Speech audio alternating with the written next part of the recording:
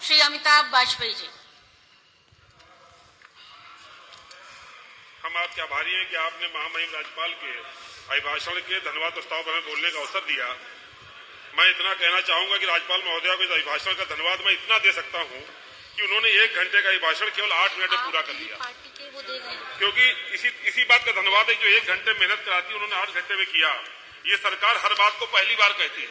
हमने भी देखा इस सरकार में पहली बार राज्यपाल महोदया जल्दी काम खत्म करके चली गई, क्योंकि शायद जो कहने लायक नहीं था वो लिखा गया और जो सुनाने लायक नहीं था वो पढ़ा गया।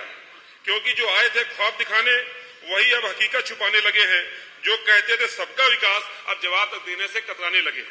ये भाषण झूठे वादों का पुलिंदा था जिसे जल्दबाजी में निपटाया गया और सरकार द्वारा तैयार किया गया ये भाषण झूठे वादों का पुलिंदा मात्र था, जिसमें सिर्फ खोखले वादे थे और जमीनी हकीकत से दूर था। सबसे ज्यादा चर्चा इस सदन में महाकुंभ पर हुई। मैं इस पर ज्यादा टिप्पणी नहीं करना चाहता, लेकिन ये तो सच है कि सरकार ने झूठे आंकड़ों का माया जाल बुना है और आज तक सरकार ने मृतकों की संख्या, घायलों की संख्या और जो लोग हो गए हैं, अपने परिवार से अलग हो गए हैं, उनके संबंध में कोई भी ठोस आंकड़ा प्रस्तुत नहीं किया। ये सरकार ईज ऑफ डूइंग बिजनेस की बात करती है, पर जमीनी हकीकत यह है कि उत्तर प्रदेश में व्यापार करना समय के साथ और दुष्कर हो गया है। मैं कानपुर से आता हूं। हमारा चमड़ा उद्योग जो कानपुर का ओडीओपी प्रोडक्ट था वो कानपुर छोड़ के जा चुका है। अब आफत पान मसाला पर है, अब आफत लोहा वालों पर है और जीएसटी की इतनी चौकी बना दी गई है कि एक भी गाड़ी अपने आप पार नहीं जा सकती।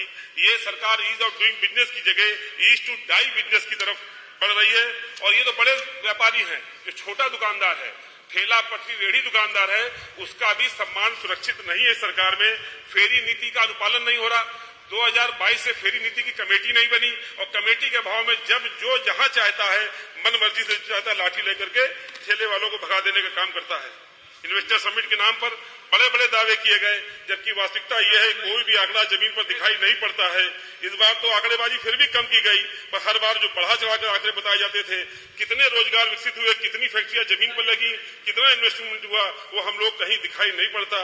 मैं कहना चाहता हूं कि रोजगार विकसित करने के नाम पर सरकार कहीं न कहीं फेल हुई है। स्मार्ट सिटी के बारे में बड़ी बड़ी बातें की जाती हैं। स्मार्ट सिटी के नाम पर केवल घोटाला और धोखा हो रहा है। स्मार्ट सिटी में बड़े बड़े नाम तो हैं, पर कोई भी योजना जनप्रतिनिधियों की राय से नहीं बनाई जाती। मनमाने ढंग से प्रोजेक्ट पास किए जाते हैं जिसमें सरकारी धन का दुरुपयोग साफ तौर पे दिखाई पड़ता है। हमारे शहर में एक ऐसा पुल बनाया गया है जिस पर से आज तक एक भी आदमी गुजरा नहीं है और करोड़ों रुपए का पुल बन करके छूट खड़ा है। एक लाल इमली की बिल्डिंग है, वो मिल बंद पड़ी है, तो उसकी दीवार को फसाड लाइट लगा करके चमकाने का काम किया गया है और उसी इलाके गलियों में पीने का पानी नहीं है, कूड़े की सफाई कोई इंतजाम नहीं है, सीवर जाम है। स्मार्ट सिटी लगातार धोखाधड़ी हो रही है और ये जनता के पैसे का बंदरबाट हो रही है, ये घोटाला है। शिक्षा के नाम पर बड़े बड़े दावे किए जाते हैं, पर सच्चाई यह है कि छात्रवृत्ति योजनाएं अभी भी लंबित हैं। छात्रों को सही समय पर सहायता नहीं मिल रही है, शिक्षकों की भर्ती नहीं करी जा रही है, स्कूल शिक्षकों की भारी कमी से जूझ रहे हैं। इस सदन में शिक्षा को लेकर बात आई है कि हम लोग अपने बच्चों को कहाँ पढ़ाते हैं, दूसरे के बच्चों को कहाँ पढ़ाया जाए। मैं कह सकता हूँ कि मैंने अपनी विधानसभा में 3 सरकारी प्राइमरी माध्यमिक स्कूलों को वर्ल्ड क्लास अल्ट्रा मॉडर्न बनाने का प्रयास किया है। मैं चाहता हूँ कि और भी साथी आगे उनको देखें और अपने क्षेत्रों में इस तरह के स्कूलों को बनवाएं। आयुष्मान भारत योजना एक सबसे बड़ा धोखा है। आयुष्मान कार्ड ना हो तो फिर भी अच्छा, किसी योजना का लाभ मिल जाएगा, पर आयुष्मान कार्ड है तो किसी योजना का लाभ नहीं मिलता। सरकारी अस्पताल में जाओ तो आयुष्मान मित्र बैठे केवल एनरोलमेंट करते हैं, क्योंकि उनका जो भुगतान होता है वो एनरोलमेंट की संख्या के हिसाब से होता है। अभी हमारे यहाँ के जिलाधिकारी ने एक अर्बन पीएचसी का मुआयना किया तो उसमें पाया कि 25 लोगों का सुबह से इलाज हो चुका था। वो अच्छे जिलाधिकारी हैं, उन्होंने फोन कर लिया एक मरीज को कि आपका हालचाल कैसा है, तबीयत कैसी है, दवा मिली कि नहीं मिली, तो वो बोले मैं तो बीमार ही नहीं हूँ। तो उन्होंने सारे फोन चेक कर डाले और कोई उसमें से मरीज बीमार नहीं था, क्योंकि आयुष्मान योजना का लाभार्थी था, इसलिए अस्पताल के उसमें रजिस्टर में दर्ज कर लिया गया था। और प्राइवेट अस्पताल तो हलचल लेते हैं, जैसे ही बता दो कि आयुष्मान कार्ड पास में है वो इलाज करने से मना कर देते हैं। हम ये कह सकते हैं कि वादों के शहर में सच्चाई गुम है, हर तरफ जश्न है लेकिन जनता खून के आंसू रो रही है।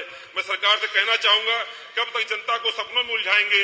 अब वादों को हकीकत में बदल कर दिखाइए। अगर नहीं दे सकते तो विकास की गारंटी तो कम से कम झूठे आंकड़े तो मत दिखाइए। मैं अंतिम में राज्यपाल के भाषण में जो मैंने संशोधन दिए थे अपनी विधान संबंधित उन पर बल देता हूं कि महोत्सव पंडाल नानाराव पार्क का शुल्क 51,000 रुपए से घटा करके 11,000 रुपए किया जाए। आदर्श व्यायामशाला को नगर निगम के नियंत्रण से मुक्त किया जाए।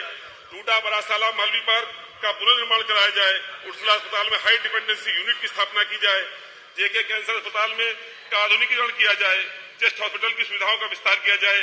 हाईलाइट हॉस्पिटल की बर्न यूनिट को शीघ्र चालू किया जाए। पांडुनगर बीमा अस्पताल का निर्माण पूर्ण कराकर जनता के लिए खोला जाए।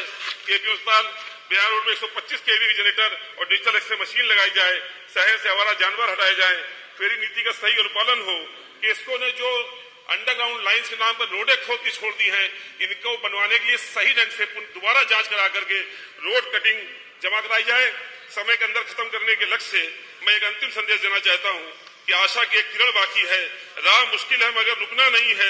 सत्य की इस लड़ाई में झुकना नहीं है। हर घोटाले का हिसाब लिया जाएगा। हर नाइंसाफी का जवाब दिया जाएगा। हम विपक्ष में है लेकिन जनता के हित में है। हम लड़ते रहेंगे, सच बोलते रहेंगे और सरकार की नाकामियों को बेनकाब करते रहेंगे, क्योंकि अखिलेश है तो भरोसा है। बहुत बहुत धन्यवाद। श्री राजेश।